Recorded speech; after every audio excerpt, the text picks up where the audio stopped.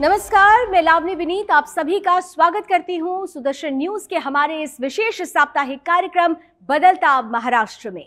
महाराष्ट्र में हुई भारी बारिश और बाढ़ ने किसानों की फसलें बहा दी है और घर दुकानों को नष्ट कर दिया है। इस कठिन और संकटपूर्ण परिस्थिति में मुख्यमंत्री देवेंद्र फडणवीस ने प्रभावित किसानों को भरोसा दिलाते हुए कहा कि सभी नियम कानून को दरकिनार करते हुए हर प्रभावित किसान को सहायता दी जाएगी और ये मदद दिवाली से पहले उनके हाथों तक पहुंच जाएगी। मुख्यमंत्री ने लातूर जिले के उजनी और औराद शाहजानी का दौरा करते हुए किसानों की व्यथा को सुना। गांव-गांव में पानी से घर, दुकान और खेत तबाह हो चुके हैं। कई किसान अपने टूटे मन और आंसुओं के साथ अपनी पीड़ा साझा कर रहे हैं। मुख्यमंत्री ने आश्वासन दिया है कि बाढ़ से हुए हर प्रकार के नुकसान की भरपाई की जाएगी। घरों और दुकानों को भी राहत दी जाएगी ताकि आम जनता इस संकट से जल्दी उबर सके और जहां पहुंचना भौतिक रूप से संभव नहीं होगा, वहां ड्रोन और मोबाइल से ली गई तस्वीरों के आधार पर पंचनामा मान्य किया जाएगा। उन्होंने कहा कि राज्य सरकार पूरी तरह से किसानों और प्रभावित लोगों के साथ खड़ी है और इस संकट को मिलकर पार किया जाएगा। यावेळी आम्ही सगळ्यांचे पंचनामे येतील, मग आपण ते देऊ मदत। 6-6 महिने अनेक वेळा मदत मिळत नाही, यावेळेस आम्ही ती पद्धत बदललेली आहे। जसे एका तालुक्याचे आले, एका गावाचे आले तरी आम्ही त्या ठिकाणी मदत करतोय। कालच आपल्याला माहिती आहे की जवळपास 2200 कोटी रुपये काल आम्ही रिलीज केलेले आहेत।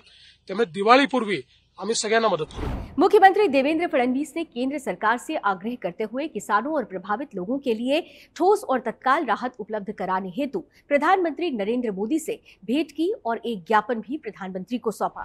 प्रधानमंत्री मोदी ने इस अवसर पर आश्वासन दिया कि महाराष्ट्र के किसानों और प्रभावित जनता के साथ केंद्र सरकार पूरी मजबूती के साथ खड़ी रहेगी और हर संभव सहायता प्रदान करेगी। उन्होंने ये भी कहा कि इस संकट से निपटने के लिए केंद्र और राज्य सरकार मिलकर काम करेगी ताकि प्रभावित लोगों को जल्द से जल्द राहत मिल सके।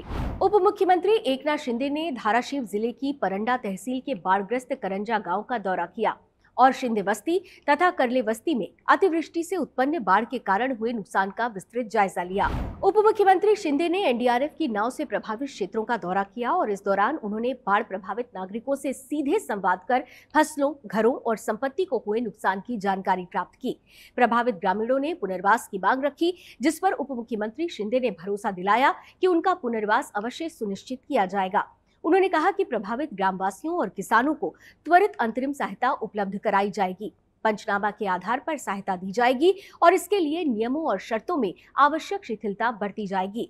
उप मुख्यमंत्री ने स्पष्ट किया कि किसी भी प्रभावित व्यक्ति को मदद से वंचित नहीं रखा जाएगा। जहां भूमि पूरी तरह बह चुकी है, वहां भी सहायता के मानदंडों में बदलाव किया जाएगा।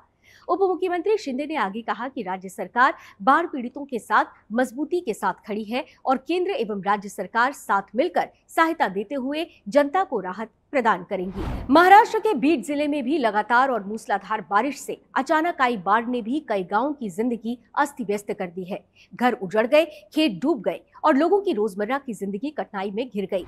इस कठिन और संकटपूर्ण घड़ी में उप मुख्यमंत्री तथा बीड जिले के पालक मंत्री अजित पवार स्वयं गांव-गांव जाकर प्रभावित नागरिकों की व्यथा और दुख को सुनने पहुंचे। उन्होंने पीपलगांव घाट, हिंगड़ी खुर्द, आहेर, चिंचोली, खामगांव, नांदूर हवेली, खोकरमोहा, येवलवाड़ी और इटकूर सहित कई बाढ़ग्रस्त गांवों का दौरा किया।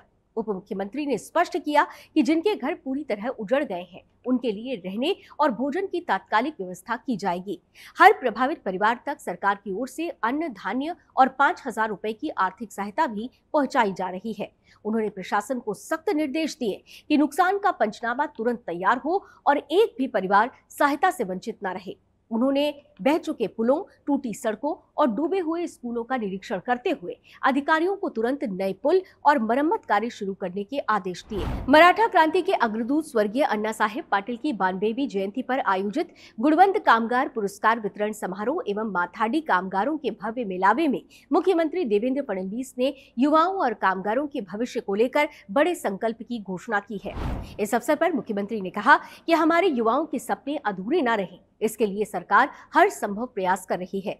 स्वर्गीय अण्णा साहेब पाटिल आर्थिक विकास महामंडल के माध्यम से अब तक 1.5 लाख युवाओं को उद्यमी बनाया गया है और 13,500 करोड़ का कर्ज वितरित किया गया है।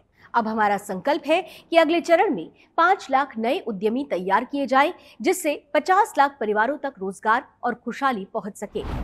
आज के बदलता महाराष्ट्र में केवल इतना ही। महाराष्ट्र में चल रहे विकास कार्यों की नवीन जानकारी के साथ आपसे पुनः भेंट होगी अगले सप्ताह। तब तक के लिए लावनी विनीत को दीजिए अनुमति।